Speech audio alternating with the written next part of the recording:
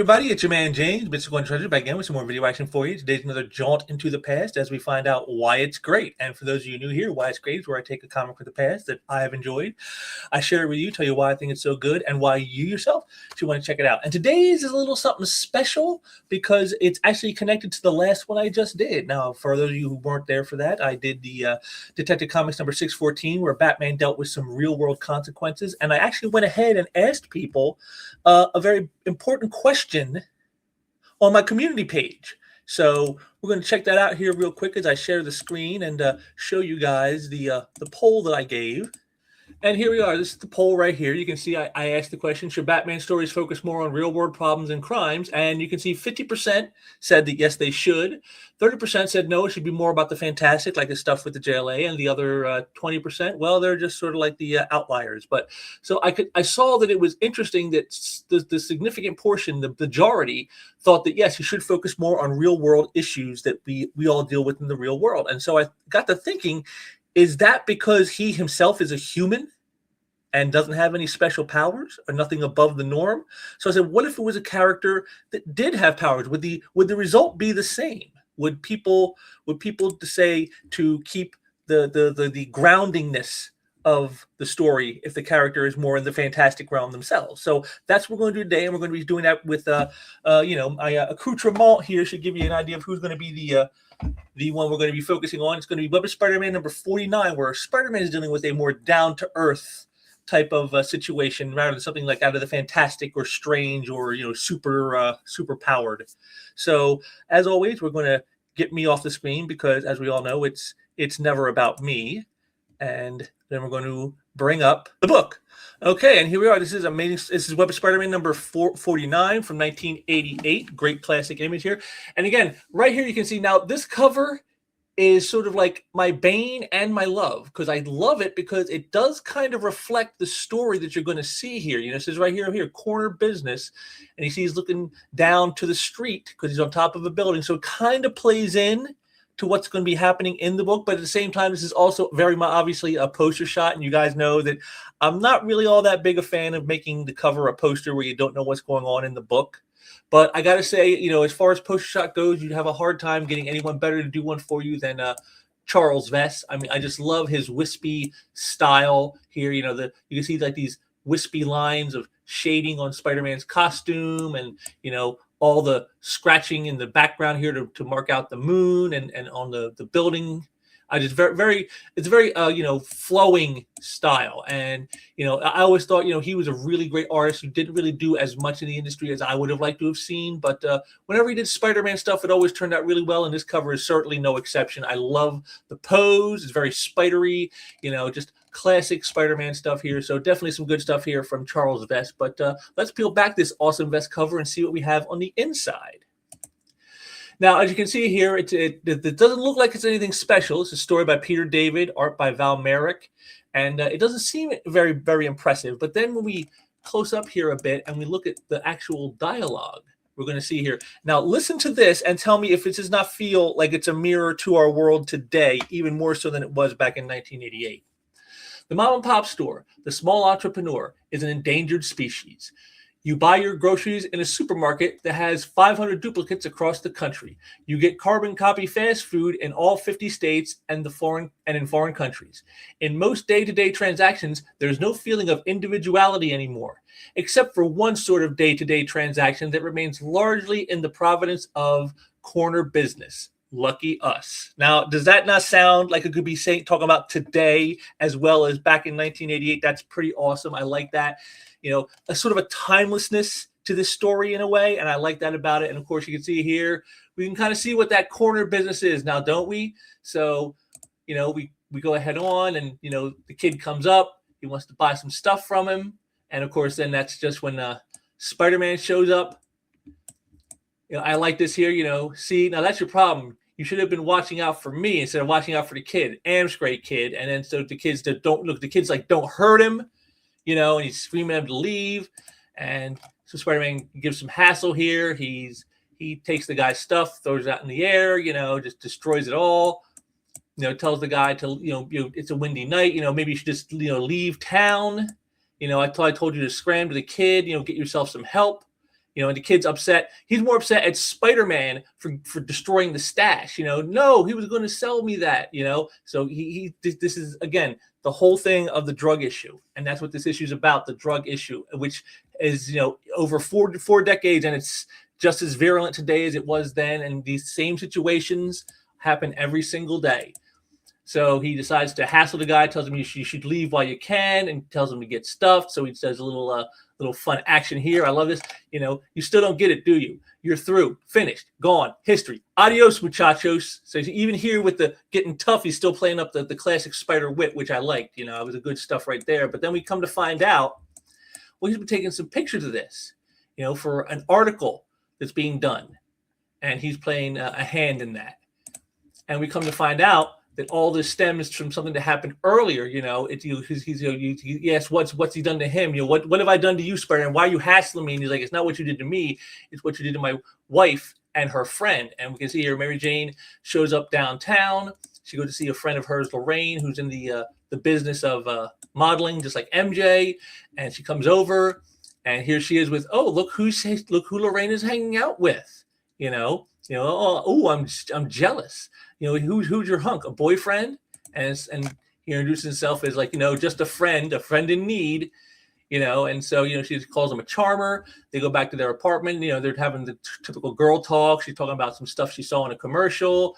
And she goes, that's why I just hate you, Lori. In a loving way, your career is just go, go, go. How do you keep up? And she goes, I take speed, And so she's making light of the fact of what she's actually doing. We know she's doing drugs because we know who this guy is.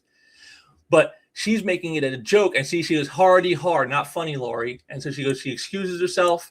And that's when we find out, look at this. She goes, geez, Lorraine, you weren't joking about the drugs. No, just the type, And she's having an OD event. She wants to take her to the hospital. She says, no, just take me to my bed. And so she calls up Peter at the Bugle while he's being talked to with Kate Cushing for an assignment. And of course, that kind of blows it for a minute. This is a great moment right here. Again, it just shows the classic Parker luck. Just he's trying to get a job, hitting up Kate Cushing for a job at the Bugle here. That's when his wife calls, and she's less than say cordial, and it does not rub Kate the right way. It's for you. And then he finds out what it is, and then tell your charming wife regards from the Ice Queen. And he goes, oh boy, well, I'm in Dutch with Kate Cushing, but good now. So you see, there it is. Even when he's trying to help somebody, even when something important is going down, the Parker luck always comes in. This is the classic moments that we live for in a Spider-Man story, when just everything goes wrong for him because he's trying to do the right thing, he's trying to do the good thing, and it just never seems to quite work out for him. And that's part of why we love him just so much. But he heads over and he talks with Lorraine, and she goes, I've been on this stuff for ages. I know how the stuff's dangerous. She goes, I tried to drop it once. I tried to get treatment and help, but didn't take. In a state facility. And she's like, no, just forget it. It's pointless. MJ's like, no, we won't forget it. We're going to get you help. And that's when she hatches the plan.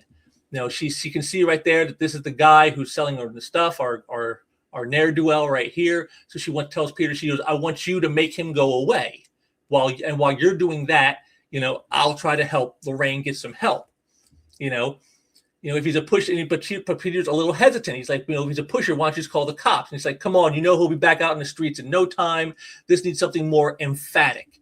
You've helped so many people you don't even know. I'm your wife, and Lorraine's my friend. Please help. And see, you win, MJ. I'll wait until night to start my private little war with Winston. She's almost leveraging their relationship to get him to do it. Saying you help all these other people that you don't even know, and here's somebody you do know, and me, and you need to help me. You need to help my friend. And so she kind of guilts him into doing it. And so, she's trying to get her friend into a clinic, and they're saying, that she's tried 6 different ones, and they can't get anybody to let her in, and she says, forget it. But she goes, I'm not forgetting anything. Tomorrow we'll just try under a different place. And this is where Peter gets the idea to turn this little crusade of MJ's into a story for the Bugle, where he'll go out and do a day in the life of a drug dealer. And, Kate, of course, he goes, whoa, Parker, this sounds dangerous. You could get hurt. You could get killed. Go to it. You see, there it is. Just almost J. Jonah Jameson style right there. So he's got a good start where he was hassling Winston, and now he gives MJ a call to see what's going on, with Lorraine. And, she tells, look, Lorraine's recovery can't come from pushing her into it. She has to want it too. But MJ isn't hearing any of this. You see, this is the thing, is she's so dedicated to wanting to help her friend, she's blinding herself to things that are so obvious to Peter, who has the outsider's perspective. He's telling her that you can't just push her into treatment and make her better. She has to want to get the help too. And she just kind of brushes him off. I'll tend to her. You just do what you promised. And take care of that drug dealer. And he goes, how's he doing? He goes, I put a scare into him. He goes, even better, I put a spider tracer on him. To track him so I can continue to hassle him, which is what he does. You can see here, Winston, he just decides to move after his hassling earlier.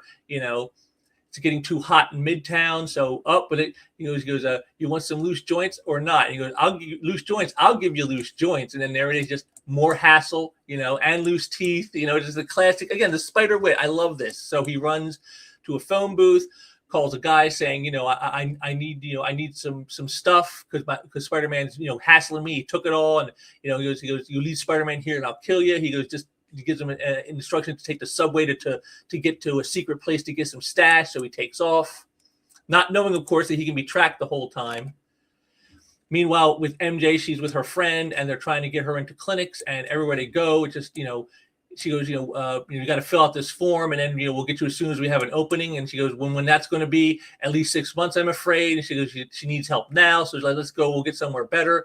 Winston goes to the location that he was sent to get more stuff. He goes, perfect. No Spider-Man within miles of here. And then, but of course, classic joke. He's right there. And look at that. I love this right here. He doesn't even hit him that hard. Just like a little swipe with his hand. And this shows you, this is the thing. Spider-Man's not dealing with a super-powered criminal here. He's not dealing with the Beetle. He's not dealing with Dr. Octopus. He's not dealing with the Rhino. He's dealing with just a normal human. So you can see here, it's not even any real effort on his part to do any kind of real damage to this guy. So he's really got to hold back. And I like how they show this, with his postures and stuff. Merrick does a great job of showing how he's powerful and has to hold it back in this situation. So again, he hassles him, destroys his stash, still conscious. We'll take this to Betty Bye with you. And when you come to, then go from the city, that is, Toodles. And so now he's like, what I'm going to do, I got to get some stuff. I got to get some bits. I got to do something about this. And everywhere he goes, there's Spider-Man. There's Spider-Man. But then same token, MJ, every time we go, there must be some way. I'm afraid not. She can't get any help for her friend. And it just continues on. There's nothing I can do. She needs help. He needs help. Everywhere they go, we can take her immediately, and then finally get to a place. It's a private place, and they say we can take her immediately, and you have to move in, and you'll be here for 18 months. And then Lorraine is grousing, oh, I'm supposed to put my life on hold for 1.5 years because it took you years to get addicted. We can't just wave a magic wand. Again, the reality of the problem. And she goes, how much is all this going to cost? And MJ says, oh, don't worry, it's free. And she goes, I'm afraid not. We're a private institution with no state funding. The cost is $50,000 a year. Medical insurance would pick up part of that, except I see by your form here, you let it lapse. Right. I stopped paying so I could use the money to buy more dope, okay? Satisfied? So you can see this is the problems with the real world issues of drug use. You can't just magic wand it away. You can't just wish it away. You can't just, as much as you may want to help someone, if they aren't willing to get the help, there's not much you can really do. And this is what MJ is struggling to understand. She goes, maybe your parents could help. And she goes, I left my parents, they weren't happy with me moving to New York to be a model. I can imagine what they'll think about this. So she's just totally, we'll come up with something, meanwhile, in another car going the opposite direction, we have Winston. He's trying to, he's trying to get to a place where he can get away from Spider-Man. So MJ takes Lorraine back to her place, but as soon as she leaves, she says she'll be back in a few hours. That's when Lorraine goes out. I'm sorry, MJ. You want me to be something I'm not, and I can't take it anymore. See again. This is the sadness right here of drug addiction. You care about somebody so much, and yet if they don't care, all you're caring to them is just a hassle. They don't see it as they care about me, they want to help me. It's just another hassle. Meanwhile, Peter's swinging through the city trying to keep track of Winston, who's gone directly to the big boss at his base of operations. He's like, you got to help me. You got to get me out of the city. I can't take it no more. And he goes, what are you doing? You said Spider-Man was following you all over town. And he goes, he was. I need protection. And he goes, I gave you a direct order to stay away. And that's just, then all of a sudden, here it is. Bang, bang. And we go in. Spidey comes crashing through. Oh, no, I'm too late. And then nope, but not too late for time to get turned into Swiss cheese. So now he's in the thick of it. Meanwhile, MJ gets back, saying she talked to some high-powered friends. They're willing to help Lori, pay for helping Lori get some help. But then of course she's not there, so she goes, just there's nothing I can do. She could be anywhere. The only thing to do is to wait for her to show up. And then she wonders how Peter's doing. Meanwhile, he's in the thick of it with the drug lord and his criminal gang, and a lot of lead flying even for me. They don't have to know that though. And then we get some more of the Spider wit. First and last warning: you'll run out of ammo way before I run out of Spider speed. Drop the weapons now. And he goes, drop it. I'm going to be the man who killed Spider-Man. And then pipe dream scuzzball with a pipe right to the head. Nice stuff. Good stuff there. I like this shot a lot right here. Where the guy tells you to quit jumping around, come on down and fight like a man. Basically, he goes, fine. If that's what you want, that's what you'll get. And just bang, just drops right down. I love the pose. I love the shadowing here that Merrick does. Very well done. You feel that impact, and even though it's kind of sketchy with the way Merrick does the lines on the impact, it's very potent. You feel it. The drug lord is getting real ticked off. He's they're looking like idiots. Somebody's got to do something. And of course, this great non-dialogue page, just Spider-Man coming in, trashing the stuff and the villains. He takes some shots, he misses, and again, here, just like he did with Winston earlier in the story, here's Spider-Man showing his power. He has to hold back. These aren't super-powered people. These aren't people who are on his level. He has to rein in the power. And again, just like he did with Winston, I love this nice little pose, almost like a little slight back fist to the face, and it's enough. He doesn't need to put his strength to the max to take out this threat. It's almost like effortless for him. And I love, again, the way Merrick portrays this in the posing and the body language that he uses in this story. So he goes, Spider-Man goes over to Winston. He goes, hey, don't worry, we'll get an ambulance. He goes, why'd you go after me? He goes, because of what you did to Lorraine. And he goes, who's Lorraine? And then dies. And that's another truth about this whole drug thing, is the people who do the damage to people, the ones out there who are pushing the drugs and dealing the drugs, they don't know who you are. They don't care who you are. You're just a number to them. You're just a bankroll. And that's what this shows is, for him, this was nothing personal. It was business. Whereas for Spider-Man, it's very personal, but not for this guy. And here he is. He goes, he brought it on himself. He was totally callous. He wrecked lives. He was little better than a murderer. He wound up being gunned down by a bigger murderer. He'll never hurt Lorraine or anybody again. So why do I feel so dirty? This is the moral center of Spider-Man. This is who the character is. Even in a situation where he's not responsible and where, he even noted this guy was no good, and he in a way, he got what he deserved. The damage he did to others, it got repaid back to him in kind. And yet he still has some sympathy for this guy. That's a really great thing. That, again, this is the humanity of the character. This is why this character still resonates 60 years later. So he goes in and produces his pictures for Kate Cushing, and she's like totally blown away by it. I really misjudged you. You've got guts and you're civic minded. I can put up with the latter, I suppose. You lucked out with this. The guy getting killed on his first day here. He goes, anyhow, we ended up like his customers do. He goes, we're talking this Pulitzer Prize material. And she goes, aren't you pleased? And again, just look at his expressions. Ecstatic. He's still being eaten up at what he saw. So then, of course, he heads back to Lorraine's apartment. He finds MJ, and he says that the pusher won't be coming back, but then he sees that she's upset, she's crying. And it turns out that, she was, they found Lorraine in an alley somewhere. She had left the apartment and went to go find some stuff.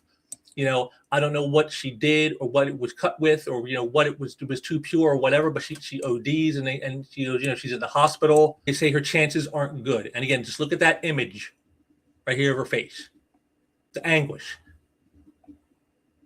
It's not just for the fact that her friend may die. This is her coming to terms with understanding that she can't change the situation, that all her desire to help couldn't change anything. This is the real emotional heart of the story right here. This is something that we all would deal with if we had a loved one or someone we cared about who was in a situation like drug addiction, that we can't fix it for them. As much as we may want to, we just can't. So we end up at the end of our story here, and you got this, again, just a great character scene with him and MJ. She goes, don't sweat it, we'll go to the hospital, and she goes, I called her folks and they said, they're on the next flight, that they do whatever it takes to help her. She goes, if only, and she goes, geez, I could if only myself to death. I mean, it all seems so pointless. You said the pusher's not coming back, but Lori went off and got her drugs someplace else from someone even scuzzier probably. And then Peter tries to, again, give the comfort. No, MJ, not pointless. It's just a long, long fight. And you just have to win one street corner at a time. But this is how it ends.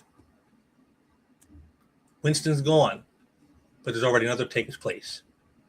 A very somber ending to this story. Unlike the Batman one that I did last time, this one is much more in line with the realities of things.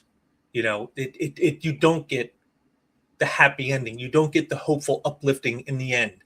It's a daily struggle that everybody goes through, and it's just, it seems like it's a never-ending tide.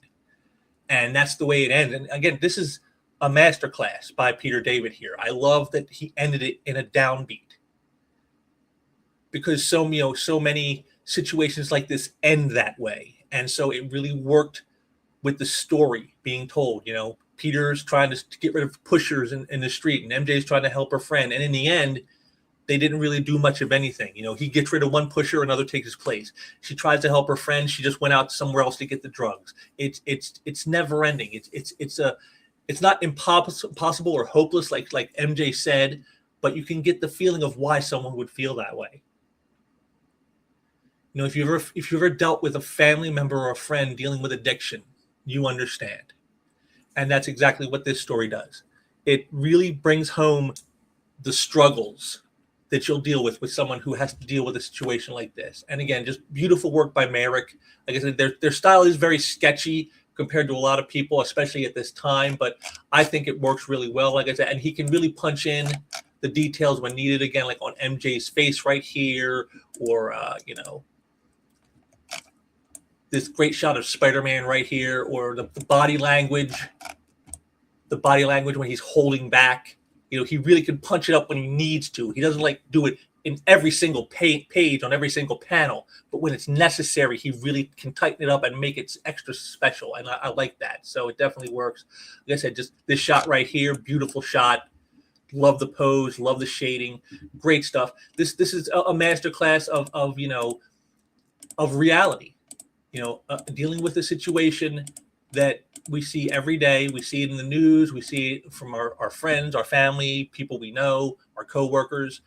All of this wrapped into a 22-page story, of just dealing with the realities of life. And, I think it shows that even when you have superpowers, it doesn't necessarily mean that you can handle any situation. Because you saw here, the Spider-Man powers really didn't do much to solve the problem.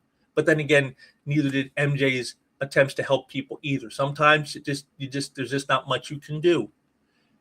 Things are just the way they are sometimes. And whether you have powers or you don't, there's not much you can do to change it. And, like I said, a very downbeat ending, but very real ending. And that's why I like this story so much. It really, really spoke to me in the sense of, how our world actually operates. And, when you can tell stories like this with a character like Spider-Man and still make it feel so real and so believable and so grounded in the grim realities of life. That's something special, and that's definitely what this issue is. Web of Spider-Man number 49 from 1980, a very special issue. Even though it's not a very expensive one, you could probably go out and buy a copy of this for $5. Any comic shop that has it in a high grade, you would not have to pay a lot of money. And again, just a great story, and it really kind of teaches you, that there are limits sometimes to what we can do, and we can't just as much as we want to change the world. Sometimes you just can't. So again, a very, very dark story, very, very dour and downbeat ending. But again, a story that I think is still one that's very well worth reading, and definitely one that you should check out. So definitely, if you have a chance, pick up a copy of this, because I don't think it'll do you wrong. And there we have it. Another Why It's Great in the books there. Web of Spider-Man number 49. I hope you guys enjoyed checking that out. Let me know what you guys think. Do you like the downbeat ending in this versus the more hopeful one in the Detective Comics issue I did? Do you think it works better as a downbeat story or an upbeat one? What's your thoughts? Do you think that having superpowers made any real difference in telling these kinds of stories, or do you think superpower guys should be sticking to the superpowered stuff and leaving the real world stuff to more real world type heroes? Let me know what you guys think down below, because I want to hear what you guys got to say. And be sure to like, share, subscribe, all the good stuff. I appreciate all that help. And also make sure you check the links down below. Head over to the community page and check out some of the polls I have going. I always like giving you guys an option to let me know what you think on things. So go ahead over there and check out that stuff. And I will be back soon with some more stuff. And so until next time, take care. Hey, if you enjoyed this content, make sure to like, share, and subscribe to the channel. Thank you very much.